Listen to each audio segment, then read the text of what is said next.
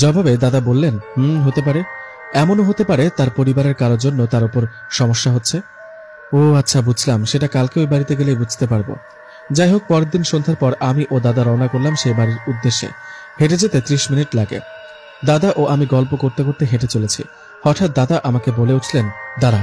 দাদার কথা শুনে বললাম, কেন, কি হলো? দাদা জবাবে বললেন, সামনে দেখ, বুঝতে পারবি।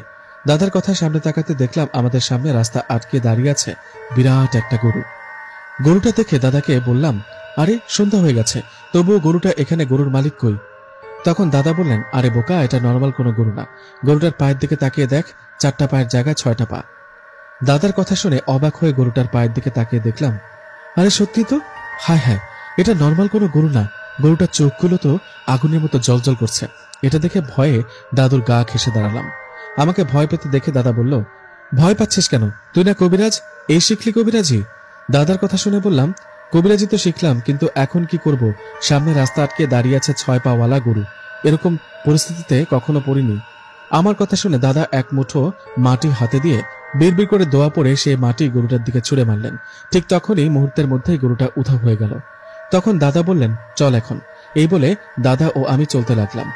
রাস্তায় চলতে চলতে দাদাকে জিজ্ঞেস করলাম, আচ্ছা, গরুটা কি জিন?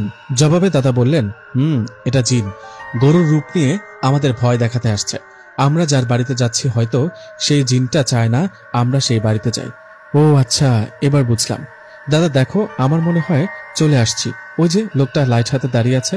আমার কথায় দাদা বললেন, ঠিকই বলেছিস, আমরা চলে আসছি। আমাদের দেখে লোকটা বলে উঠল, আপনারা আসছেন, চলুন ভিতরে চলুন। লোকটার কথায় ওনার বাড়ির দিকে ভেতরে প্রবেশ করলাম। ওনার বাড়িতে ঢোকার পর একটা জিনিস খেয়াল করলাম, আবহাওয়াটা বেশ গরম। পাশের রুম থেকে একটা বাচ্চা কেঁদেই চলেছে।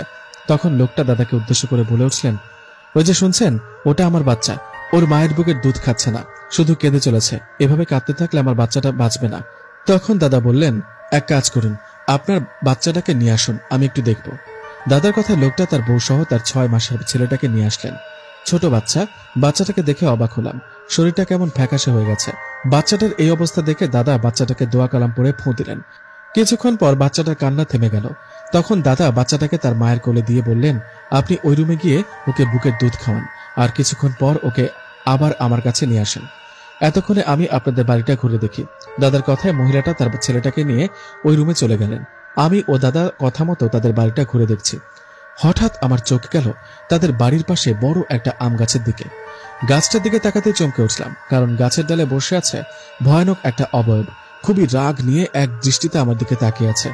এটা দেখে দাদাকে বললাম, দাদা, গাছের দিকে তাকাও একবার। আমার কথা দাদা আম গাছের দিকে তাকিয়ে মুচকে একটা হাসি দিয়ে আমাকে বললেন, কাজ হয়েছে, তুই এখন জিনদের দেখতে পাস, যেটা অন্য কেউ দেখতে পায় না। তুই তো ভালো কবিরাজ হয়ে গেলি দেখি। দাদার কথা বললাম, দাদা ভয় লাগছে, দেখো জিনটা কেমন রেগে আমাদের দিকে তাকিয়ে আছে। ভয় পাবার দরকার নেই, এসব কিছু না। ভয় দেখানোর চেষ্টা করছে, এসব দেখে দুর্বল হলে চলবে না, বুঝলি?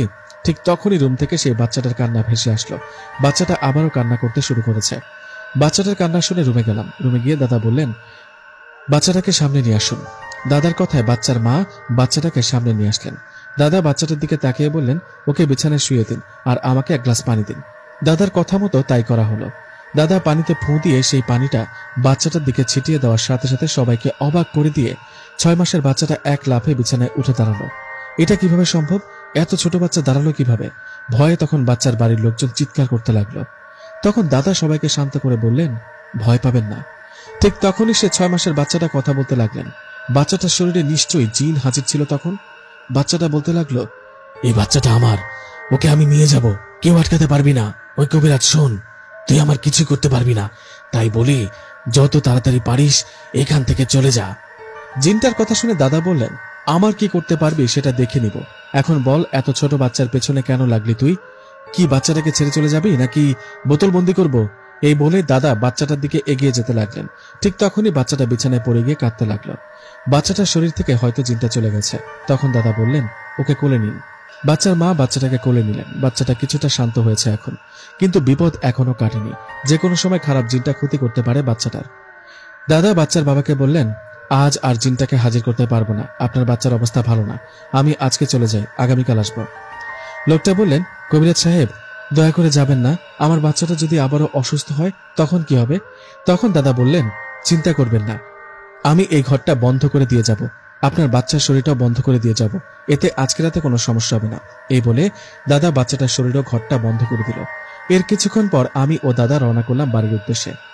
জ্যোৎস্না রাত, দুজনে গল্প করছি আর হাঁটছি।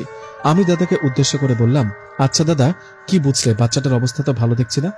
তখন আমার পেছনে থেকে মোটা গলায় দাদা বললেন, অবস্থা ভালো না, বাচ্চাটা মারা যাবে, ওকে মেরে ফেলবো আর ওর রক্ত খাবো।